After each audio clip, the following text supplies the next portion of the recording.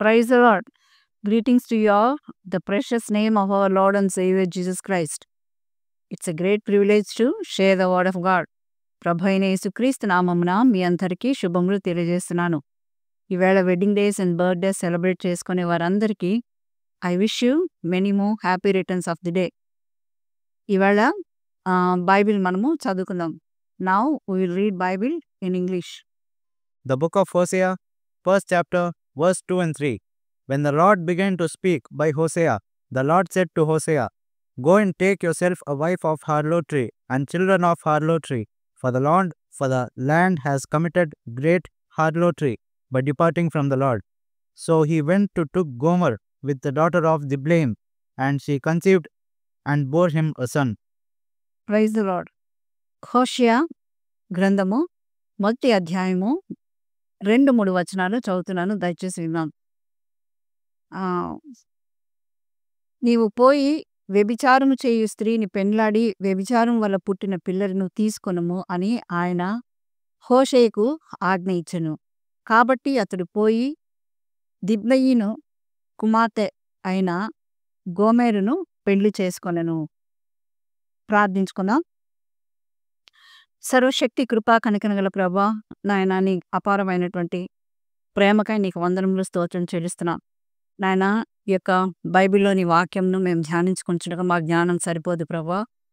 ఈ యొక్క దివ్యమైన జ్ఞానము పరలోకం నుంచి మీరు మాకు దయచేసి వాక్యం బయలు వెళ్ళిచుండగా ప్రభా తండ్రి నీ యొక్క గూఢమైన నాయన మర్మములు మీరు మాకు తెలియజేయమని మమ్మల్ని మేము మీకు సమర్పించుకుంటూ యేసయ్య అత్యున్నతమైన నామమున అడుగుచున్నాం తండ్రి, ఆమేన్.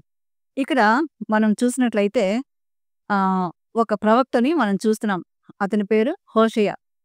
అయితే అతడు ప్రభు చిత్తానుసారంగా ఆయన యొక్క సేవలో ఉన్నాడనమాట. అయితే అతనికి ప్రభు అయినటువంటి యెహోవా ఈ విధంగా సెలవిచ్చినమాట. మొదట యెహోవా హోషేయ ద్వారా ఈ మాటలు సెలవిచ్చెను. జనులు యెహోవాను విసర్జించి బహుగా వ్యభిచరించుచున్నారు గనుక నీవు పోయి వ్యభిచారము చేయి స్త్రీని పెండ్లాడి వ్యభిచారం వల్ల పుట్టిన పిల్లలను తీసుకొనుము అని ఆయన హోషేయకు ఆజ్ఞ ఇచ్చెను. ఇట్ ఈస్ వెరీ పెయిన్ఫుల్, అనగా ఎంతో హృదయ వేదనతో కూడినటువంటి మాట. ఈ యొక్క ప్రవక్త ఎంతో పరిశుద్ధంగా దేవుని ఆజ్ఞకు లోబడి ఆయన మాటలు విశ్వసించి ఆయన కొరకే బ్రతుకుతున్నాడు. అయితే ఒక వింతైన మాట, అనగా ఇది చెప్పాలంటే ప్రకృతికి విరుద్ధమైనటువంటి మాట. ఒక వ్యభిచారం చేసేటటువంటి స్త్రీని వెళ్ళి నువ్వు వివాహం చేసుకోమని ప్రభువైనటువంటి యెహోవా చెప్తాడు.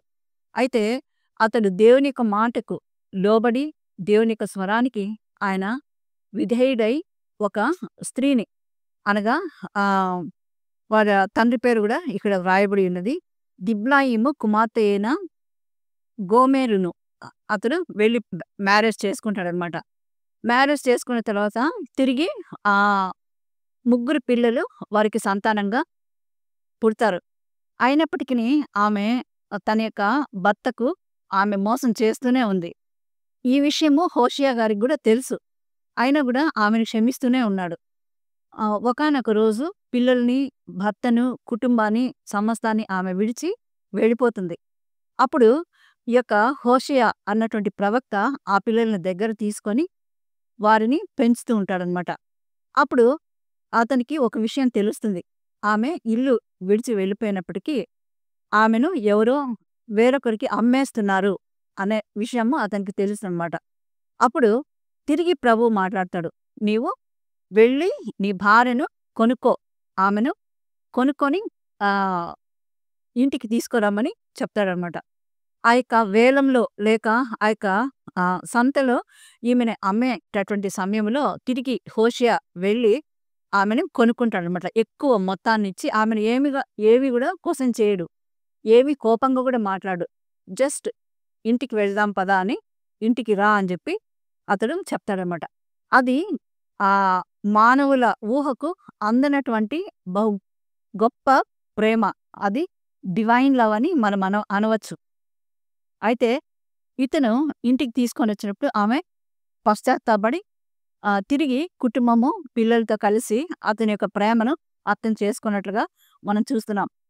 అదేవిధంగా ఇది ఎందుకు ఈ విధంగా జరిగిందంటే, ప్రభువైనటువంటి యేసుక్రీస్తు వారు ఈ యొక్క భూమి మీదికి రాక మునుపు ఆయన ఈ యొక్క సార్వత్రిక సంఘమైనటువంటి క్రీస్తు భార్య అయినటువంటి యూనివర్సల్ చర్చ్ కొరకు ఆయన భూమి ఆకాశములను సృజించినటువంటి యెహోవా తన ప్రియ కుమారుడైనటువంటి యేసు ప్రభువారిని యోహాను సువార్త 3:16లో మనం చూసినట్లయితే 16:3లో మనం చూసినట్లయితే దేవుడు లోకమును ఎంతో ప్రేమించెను కాగా తన యొక్క అద్వితీయ కుమారుడైన వాని యందు విశ్వాసముంచు ప్రతి వాడును నశింపక నిత్య జీవము పొందినట్లు ఆయనను అనుగ్రహించునని వాక్యం వింటున్నాం. అనగా ఆయన ధవళ సింహాసనం మీద ఆసీనులై కెరూబులు కోటానుకోట దేవదూతలు 4 జీవులు 24 మంది పెద్దలతో మానక రాత్రింబగుళ్ళు ప్రతినిత్యము పరిశుద్ధుడు పరిశుద్ధుడు పరిశుద్ధుడని ఆయన కొనియాడబడుచున్నాడు. ఆ యొక్క మహిమనంతటిని వదిలి ఆయన భూమి మీదికి మానవాళి కొరకు సార్వత్రిక సంఘమైనటువంటి యూనివర్సల్ చర్చ్ కొరకు ఆయన ఈ భూమి మీద ఒక సామాన్యుడిగా ఒక పశువుల పాకలో ఆయన మనందరి నిమిత్తము భూలోకం మీద ఆయన ఉద్భవించి జన్మించి ఆయన 33.5 సంవత్సరంలో తన యొక్క ప్రాణమును అనగా రక్తం కార్చి మనందరి కొరకు ఆయన మరణించి తిరిగి లేచాడు. ఆ రక్తములో ఈ యొక్క ముడత అయిన కళంకమైనటువంటి సంఘమును ఆయన పరిశుద్ధపరిచి తన యొక్క రక్తంలో కడుక్కొని ఆమెను తన యొక్క రక్తమునిచ్చి కొనుక్కున్నాడు. ఆ సంఘమే ఈరోజు నీవు నేను.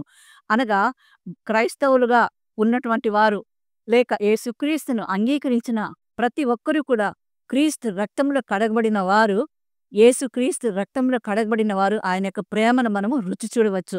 అంత పాపం మనం ఏం చేశామని మనం అనుకోవచ్చు. ఉదయం లేవగానే అనేకమైనటువంటి క్రియలు మనకు తెలియకుండా అనేకమైనటువంటి మాటలు, చూపులు, కాలి నడకల వల్ల, చేతి పనుల వల్ల, కళ్ళు చూపుల వల్ల, హృదయ తలంపుల వల్ల దేవునికి విరోధమైన కార్యములు మనం చేస్తూ ఉంటాం. అంతేకాకుండా ఆదాము నుంచి వచ్చిన పాపమును మన యొక్క తల్లి గర్భములోనే ఆ పాపముతో ఉండగా నా తల్లి గర్భములో ఉండగా పాపములోనే నేను జన్మించుతానని దావీదు అంటాడనమాట.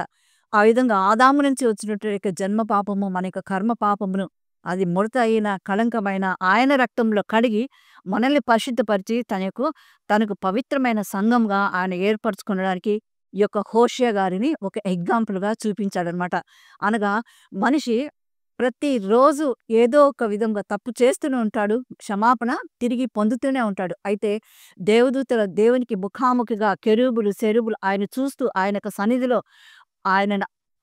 ఆయన సన్నిధిని అనుభవిస్తున్న వారు ఒక్కసారి పాపం చేశారంటే వారు తిరిగి రాని లోకమైనటువంటి నరకానికి పడవేయబడతారు. అదేవిధంగా లూసిఫర్ కూడా పడవేయబడినట్టు మనం చూస్తున్నాం. అయితే మనిషిని దేవుడి లోకమును ఎంతో ప్రేమించను కాగా తన అద్వితీయ కుమారుడుగా పుట్టిన వాని యందు విశ్వాసం ఉంచు ప్రతి వాడును నశింపక నిత్య జీవం పొందినట్లు ఆయనను అనుగ్రహించిన వాక్యం వింటున్నాం.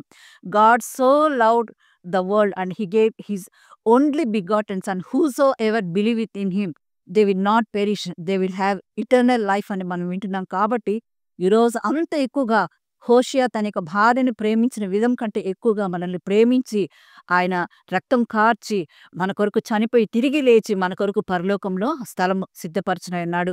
కనుక మనము ఏమిచ్చి దేవుని రుణాన్ని చెల్లించుకోగలమంటే మన రక్షణ పాత్రలను చేతబుచ్చుకొని ప్రతినిత్యము కృతజ్ఞతాస్తుతులు చెల్లించుచు ఆయనకు మహిమకరంగా మనకు బ్రతుకులు మనకు జీవితంలో ఉండాలని దేవుడు కోరుచున్నాడు. అటువంటి మంచి ఆత్మీయ జీవితంలో ఈరోజు నీవు నేను ముందుకు సాగాలని దేవుడు కోరుచున్నాడు. God bless you all. Thank you.